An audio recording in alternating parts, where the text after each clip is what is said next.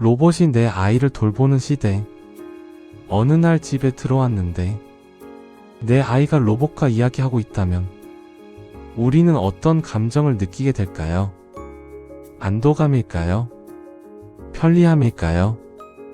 아니면 설명하기 어려운 불안일까요? 아이를 혼자 두지 않아도 된다는 사실은 분명 많은 부모에게 큰 위안이 될 수 있습니다. 24시간 지치지 않고 감정적으로 흔들리지 않으며 항상 같은 기준으로 돌봐주는 존재.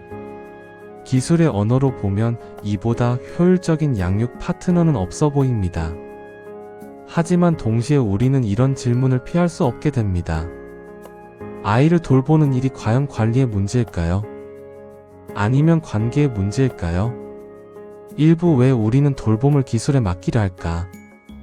현대 사회에서 양육은 점점 개인의 부담이 되었습니다. 시간은 부족하고 경제적 압박은 커졌고 부모는 늘 충분하지 않다는 감각 속에 놓여 있습니다. 이런 상황에서 로봇과 AI는 완벽한 대안처럼 보입니다. 항상 곁에 있고 화를 내지 않고 아이의 상태를 데이터로 분석해 가장 좋은 반응을 제공합니다. 기술은 말합니다. 우리는 실수를 줄일 수 있습니다. 부모는 그 말에 조금씩 안심하게 됩니다.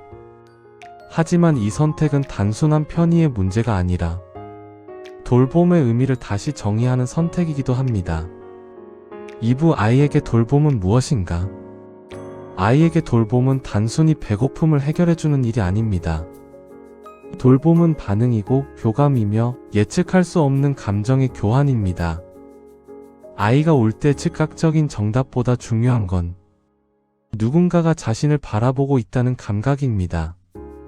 목소리의 떨림, 표정의 미묘한 변화, 완벽하지 않은 반응 속에서 아이는 관계를 배웁니다. 로봇은 가장 적절한 반응을 계산할 수는 있어도 그 반응이 함께 흔들리는 감정인지는 여전히 질문으로 남습니다. 3부 로봇과 자란 아이는 무엇을 배우게 될까? 만약 아이가 주요 돌봄 경험을 로봇과 함께 쌓게 된다면 무엇이 달라질까요? 아이는 항상 예측 가능한 반응에 익숙해질 수 있습니다.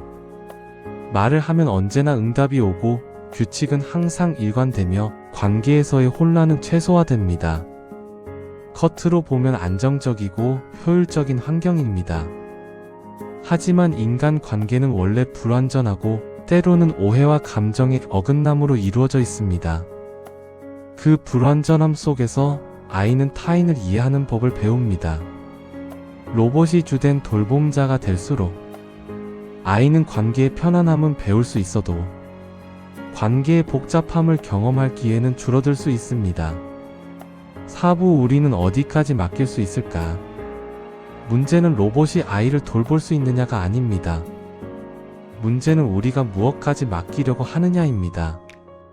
수면 관리, 학습 보조, 안전 감시는 기술이 잘할 수 있는 영역입니다.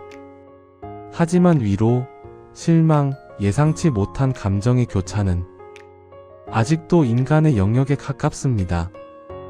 기술이 들어올수록 우리는 더 명확하게 경계를 설정해야 합니다.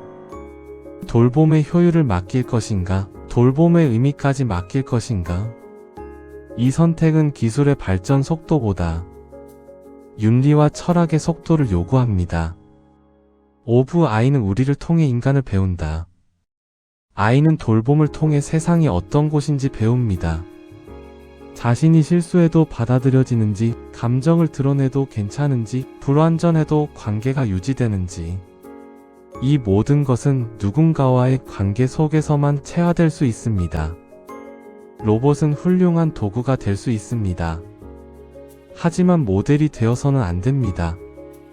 아이에게 인간이란 무엇인지 보여주는 역할은 여전히 인간에게 남아 있습니다. 지금까지 이야기를 정리해보면 로봇이 아이를 돌보는 시대의 질문은 기술의 가능성이 아니라 돌봄의 본질에 관한 질문입니다. 무엇을 자동화할 것인가가 아니라 무엇을 포기하지 않을 것인가?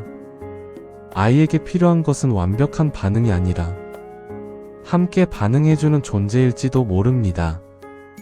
기술이 아무리 발전해도 아이를 인간답게 키우는 기준은 여전히 우리의 선택에 달려 있습니다.